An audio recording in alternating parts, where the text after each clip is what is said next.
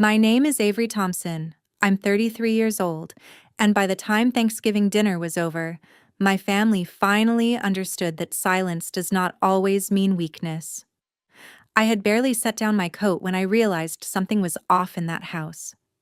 The air felt too polished, too rehearsed, like everyone was waiting for a curtain to rise on a performance I had not been invited to. My father kept checking his phone with that smug little look he got whenever he thought he was about to impress a room. My mother smiled too brightly. My siblings were practically vibrating with excitement before the turkey even hit the table. And me, I just sat there, watching, because I had seen that look on my father's face before. It was the look he wore right before reminding me that in this family, I was never the one who mattered. Dinner started like every other holiday meal in that house. Expensive china, forced laughter, and the kind of conversation that sounded warm until you listened closely. Then my father stood up with his wine glass and that old familiar authority in his voice, and the room instantly quieted. He announced he was selling the family business, not passing it down, not keeping it in the family, selling it. Then he dropped the second bomb and made it clear I was getting nothing. Not a title, not a share, not even the courtesy of pretending I had ever belonged in the future he had planned. Everyone reacted exactly the way you'd expect. Everyone except me.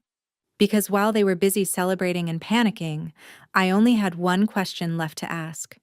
And when I asked it, the answer changed everything in that room. Before I tell you what he said next, and why that Thanksgiving ended in total silence, tell me what the weather is like where you are right now, and where you're watching from.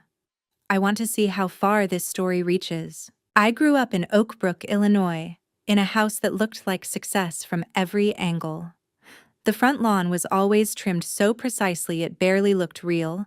The dining room was reserved for holidays and business guests, and every wall seemed to carry some reminder that the Thompson name mattered. My grandfather, Walter Thompson, had started the company in 1982 with a handful of warehouse clients and one clunky software program that helped trucking firms track shipments faster than the competition. My father took that small regional operation and turned it into Thompson Logistics Systems, a respected Midwest software company that served distributors, carriers, and supply chain firms who believed loyalty mattered more than innovation.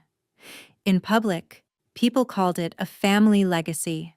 In private, it was my father's kingdom, and everybody in that house knew exactly who he believed was meant to inherit it. It was not me. I was the middle child, the one who noticed patterns too quickly, asked too many questions, and actually cared how the technology worked beneath the polished sales pitch.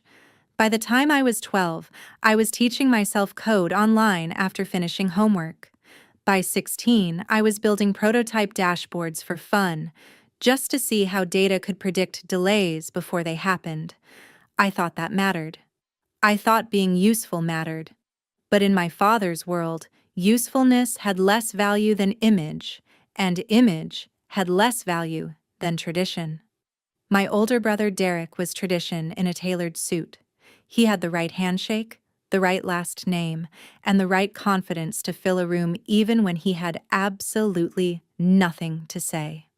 He loved golf, liked being photographed with clients, and somehow always got praised for leadership, while other people fixed the problems around him.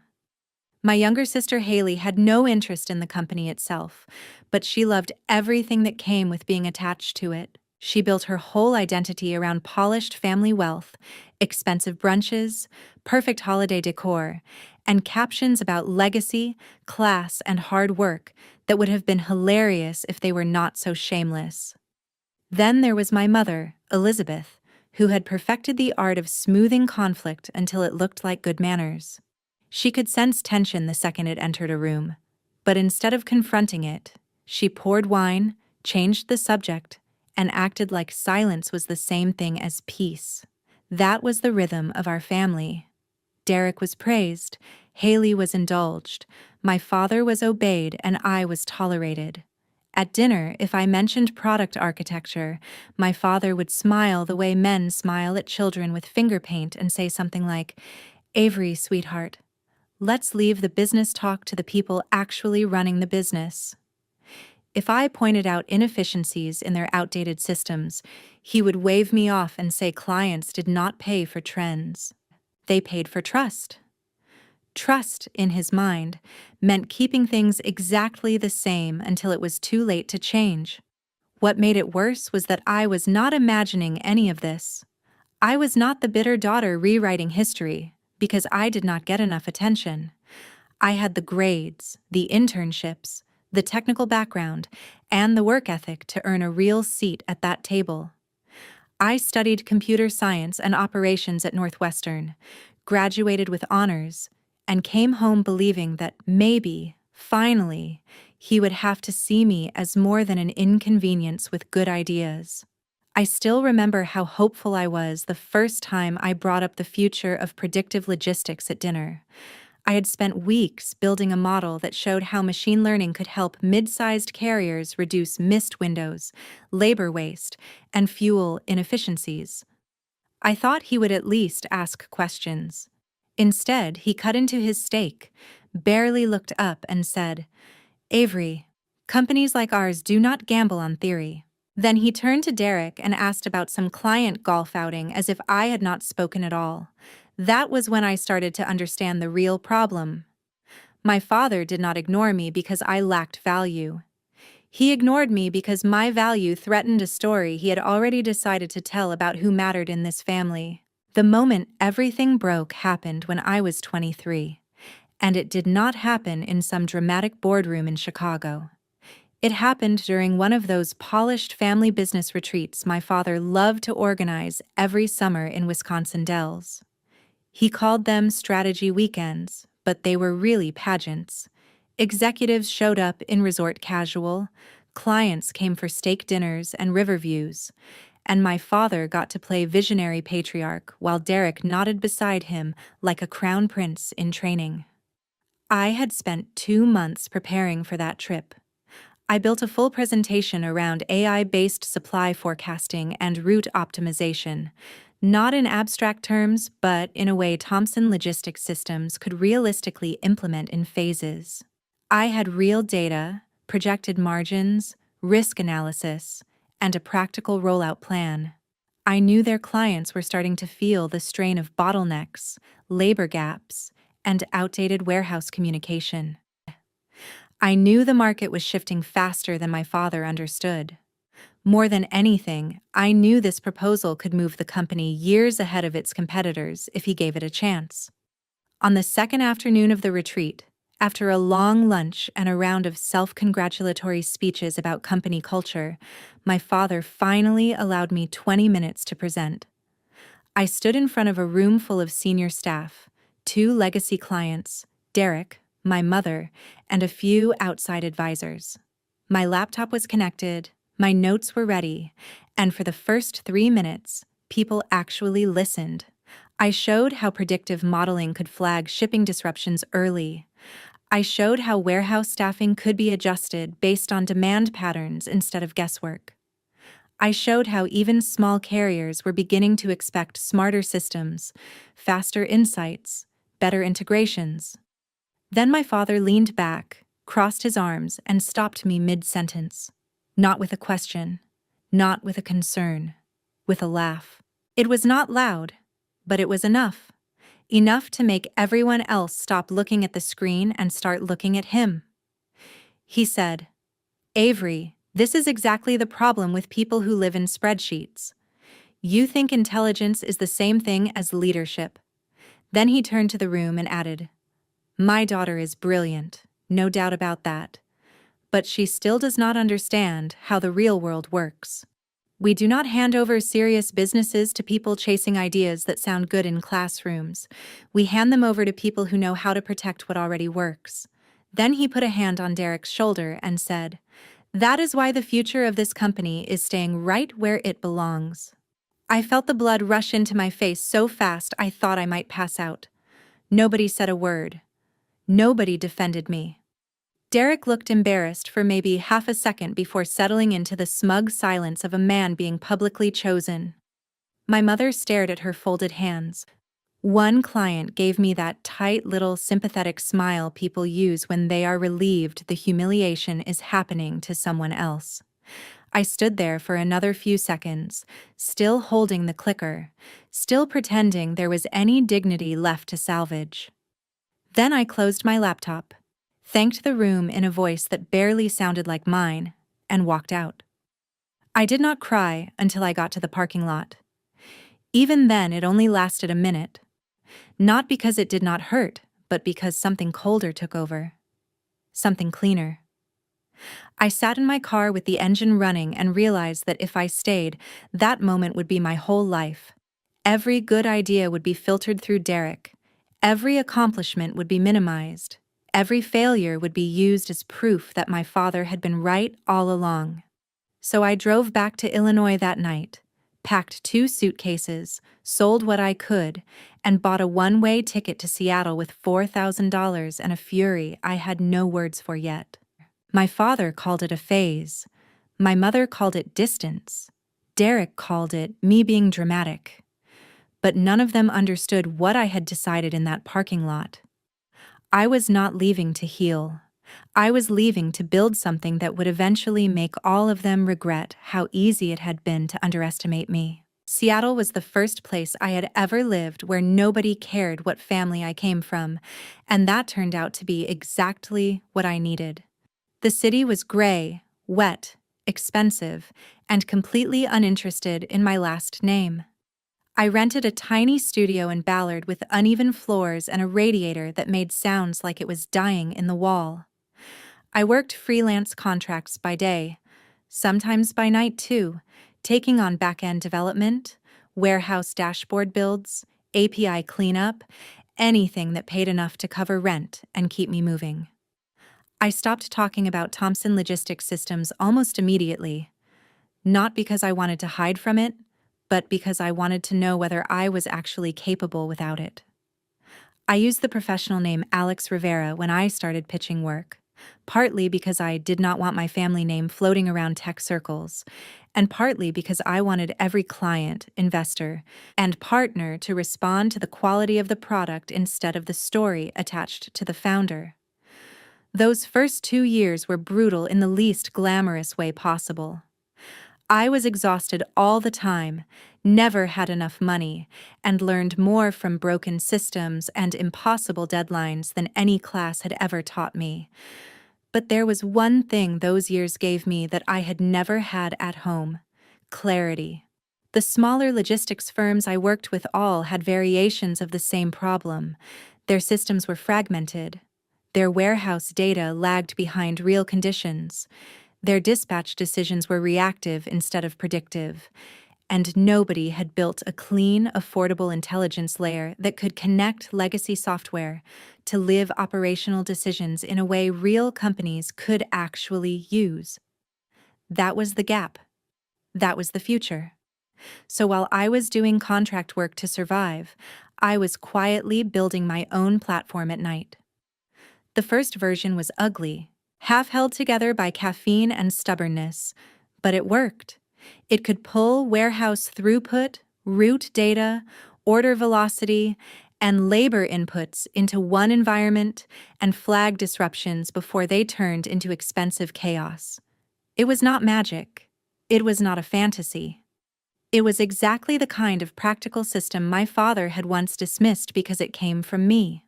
My first paying customer was a mid-sized regional distributor outside Tacoma. Then came a cold storage operator. Then a carrier group that wanted better dock flow visibility. I kept everything lean. I reinvested instead of celebrating.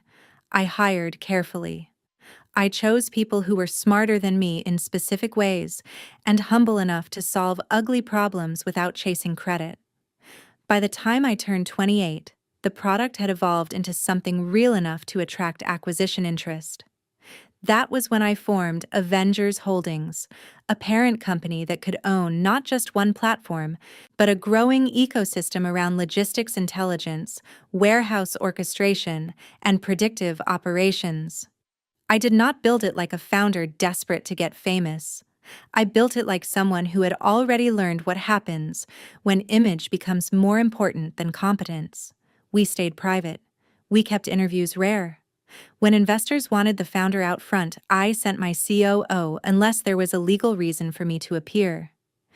When conferences invited me to keynote, I declined more often than I accepted. People in the industry knew Alex Rivera was sharp, private, and hard to read. That worked for me.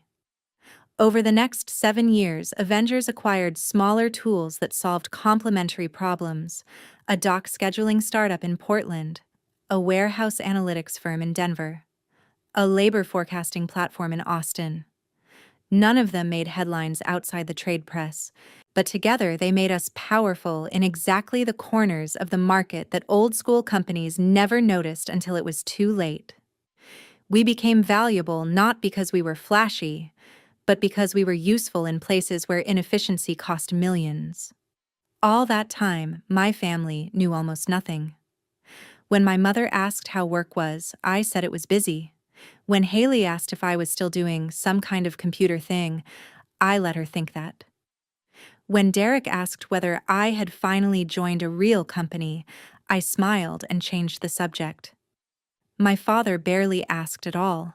He had already filed me away as the daughter who moved west to prove a point and never quite made it back.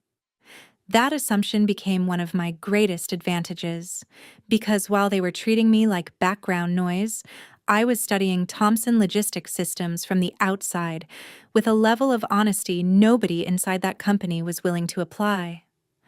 I read filings, followed vendor shifts, tracked client losses, watched their outdated architecture become a liability, and saw the obvious truth my father was too proud to admit. The company was still respected, but it was no longer strong. It was surviving on reputation, long relationships, and the illusion that yesterday's methods would protect tomorrow's margins. About 18 months before that Thanksgiving, I realized the window had opened. Thomson Logistics Systems was vulnerable, and if the right buyer stepped in, it could still be rebuilt instead of stripped for parts. I gave my father one chance before I made my move. Through intermediaries, Avengers sent a quiet, strategic partnership proposal that would have modernized the company without humiliating him. He rejected it almost immediately. He thought he was dismissing another outsider who did not understand his business. What he was actually doing was closing the last soft door I had left open for him. After that, I stopped trying to spare his pride. By the time Thanksgiving came around, every moving piece was already in motion. The board had been softened by months of pressure. The valuation had been anchored. The lawyers were deep in the documents, and my father still had no idea who was really sitting behind the offer. I arrived in Oak Brook the day before the holiday with one suitcase, one carefully neutral expression, and absolutely no intention of giving anything away too early. I did not come dripping in logos or trying to look like a caricature of success.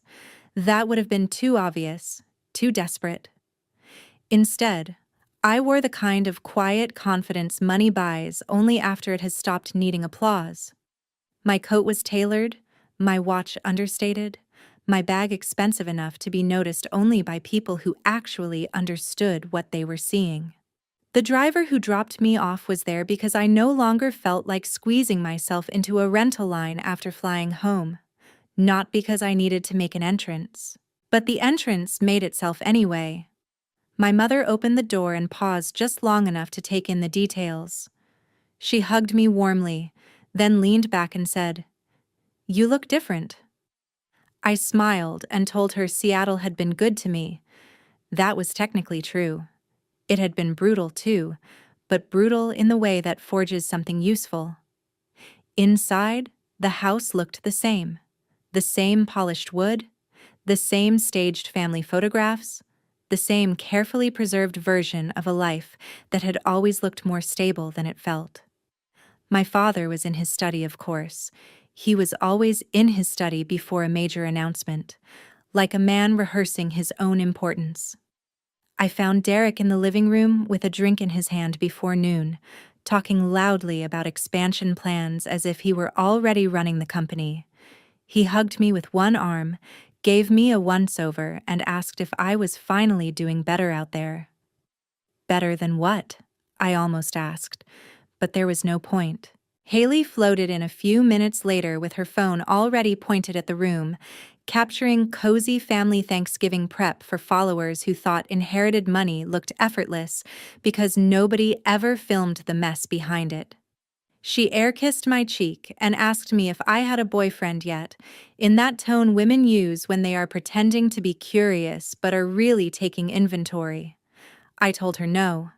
She told me that was probably for the best, because ambitious men hated strong women unless they could brag about them.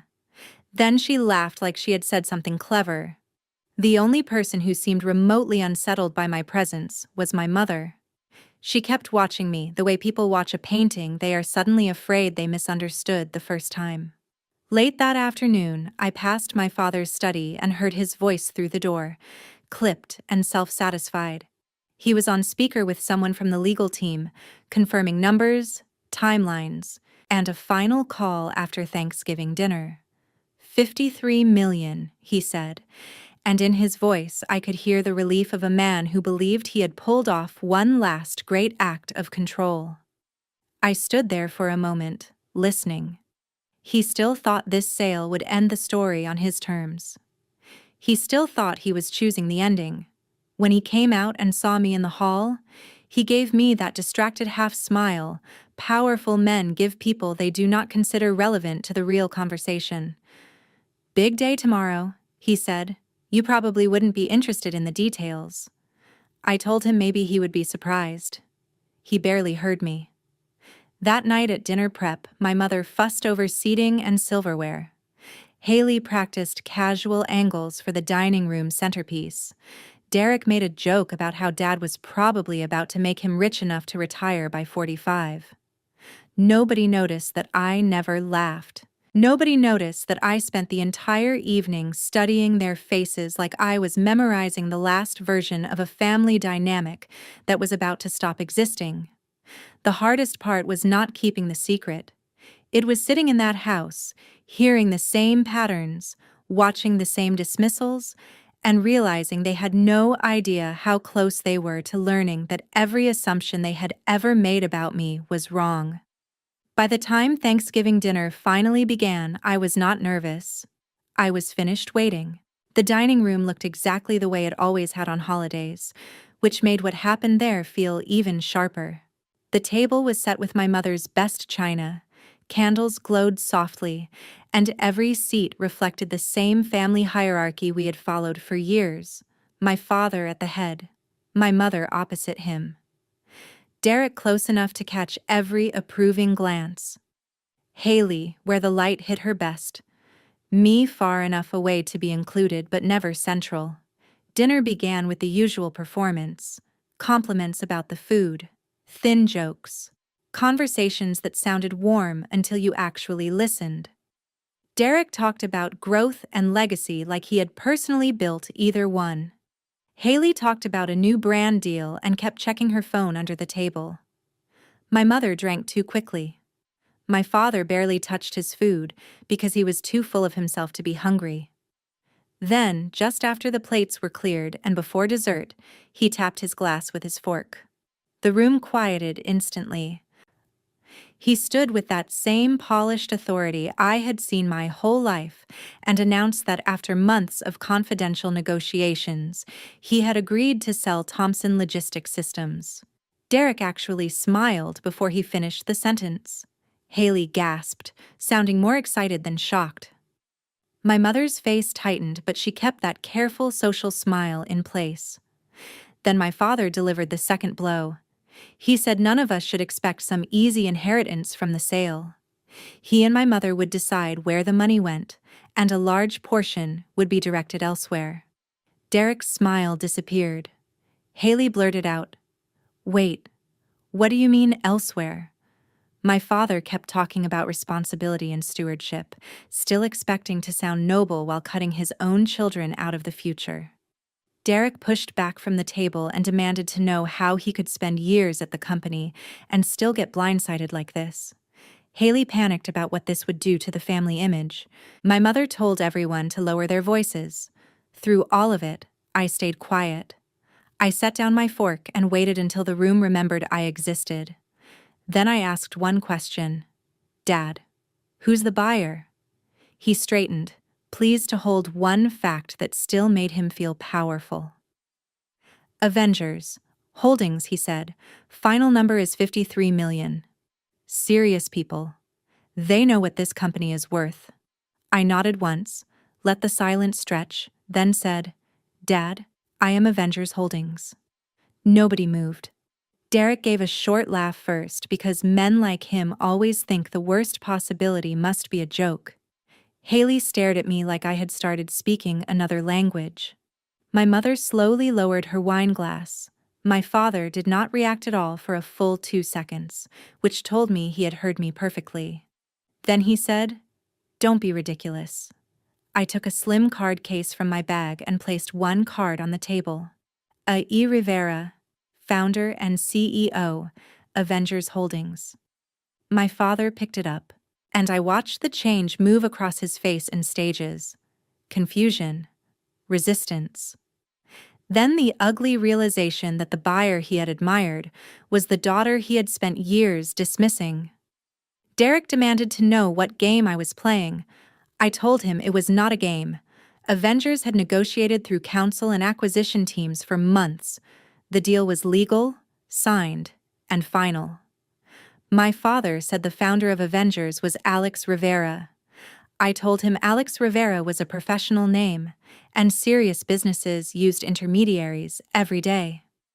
Haley kept whispering, "Oh my God," like she thought that could reverse the night. My father asked how long I had been planning this. I told him the better question was how long he had refused to see what was right in front of him. I reminded him of the partnership proposal Avengers had sent months earlier, the one he rejected because he assumed nobody outside his circle understood the company. I told him Thomson Logistics Systems was surviving on old relationships, outdated systems, and his refusal to evolve. He said I had no right to humiliate him in his own home on Thanksgiving. I told him he sold the company himself.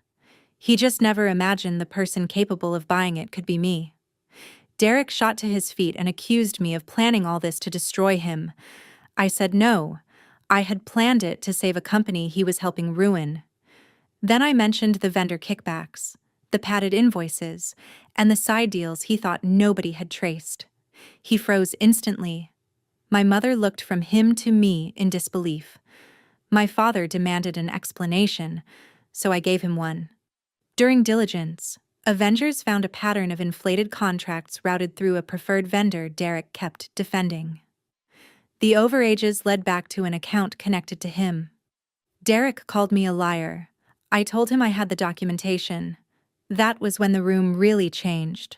Haley started crying. My father looked older, smaller somehow, stripped of the certainty he had worn for years. Finally, he asked me what I wanted. I told him I wanted what I had earned. I wanted the company modernized before it collapsed under leadership that confused inheritance with competence. I wanted the people doing the real work to have a future not tied to his ego. And I wanted him, just once, to understand that his greatest mistake had not been underestimating the market. It had been underestimating his own daughter. The room went still again. My father sat down slowly. Derek stayed standing, pale and furious. My mother stared at me like she was seeing me for the first time. Then my father said, "I never imagined you could do something like this." And I answered, "That was your first mistake." That Thanksgiving dinner did not end with forgiveness, and I am glad it did not. Real damage does not disappear because one truth finally comes out. When the table broke apart, Derek went straight into threats about lawyers and betrayal. Haley locked herself in the powder room and started deleting posts before the internet could connect too many dots. My mother stood frozen in the dining room, looking like a woman who had spent decades preserving appearances only to watch truth tear straight through them. My father said very little. That was how I knew he understood exactly what had happened. He called me into his study the next morning just after 7. He had not slept. The room smelled like coffee, paper, and the stale panic of a man searching for a way back to the past. He asked me whether the sale could be stopped. I told him no. The board had approved it, the signatures were executed, and the legal structure was locked. He asked what would happen to the company name. I told him I was not erasing my grandfather's legacy, but I was ending the illusion that legacy alone could run a modern business. Thomson Logistics Systems would stay through transition, then evolve under Avenger's infrastructure. He asked what would happen to him. I told him he would be offered a chairman emeritus role, public respect, private irrelevance, and a generous package if he handled the transition professionally. That answer hurt him more than anger would have. Then he asked about Derek. I showed him enough evidence to destroy any fantasy he still had about his chosen heir. Derek had been skimming through vendor inflation while hiding behind family trust. By noon, he stopped threatening me and started bargaining.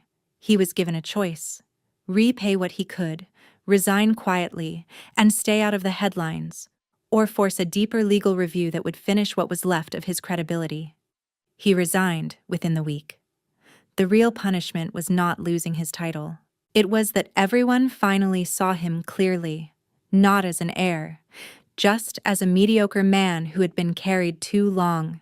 Haley's fall looked different, but it was real. Enough of the family drama leaked out for brands to get nervous. She lost partnerships, her engagement dropped, and for the first time, charm did not protect her. At first she blamed me. Then, to my surprise, she changed. She stopped performing the effortless heiress fantasy and started speaking honestly about embarrassment, dependence, and how little she actually knew about building something real. It was the first authentic thing I had ever seen her do. My mother was harder to read. A few months later, she came to Seattle and admitted what she should have said years earlier. She had always known I was the strongest mind in the room. Every time she stayed silent, she told herself she was keeping the family together. Now she understood that silence does not protect families. It protects the people already winning. That was the closest thing to an apology she had ever given me, and because it was honest, I took it. My father never became easy, but he did become quieter. In public, he accepted the transition with as much dignity as he could salvage. In private, he had to live with the fact that the daughter he dismissed had built something powerful without his name, his money, or his permission. He stayed with the company in title only. People listened to him out of respect, not obligation. He could advise, but he could not command. For a man who had confused authority with identity for decades, that was punishment enough. 6 months later, the company looked different, healthier, faster, less theatrical. We had cleaned out bad contracts, upgraded failing systems, retained the people worth keeping, and rebuilt client confidence with results instead of legacy speeches. I split my time between Seattle and Chicago, but when I walked through those offices now, nobody looked through me. Nobody asked whether I understood the real world. I had not just bought the company, I had broken the pattern that poisoned it. And that was the real victory. Because revenge that ends with humiliation is shallow. The better ending is when the person who is underestimated does not just expose the truth. She builds something better out of it. That is the lesson I carry from that night. Family loyalty means nothing when it is built on favoritism, silence, and entitlement. A legacy is not preserved by handing power to the loudest son in the room. It is preserved by giving responsibility to the person willing to earn it. And if there is any real education in what happened to us, it is this: never confuse comfort with character. Never mistake being chosen for being capable, and never assume the quiet one at the table has no power just because she has not used it yet. By the next Thanksgiving, the room was smaller, the meal was simpler, and nobody reached for a speech. My father asked for my opinion before dessert. My mother listened when I answered. Haley talked about work without pretending it was effortless. Derek did not come, which was probably best for everyone. And for the first time in my life, I sat at that table without feeling invisible. Not because they finally gave me permission to matter, but because I had already learned I never needed it.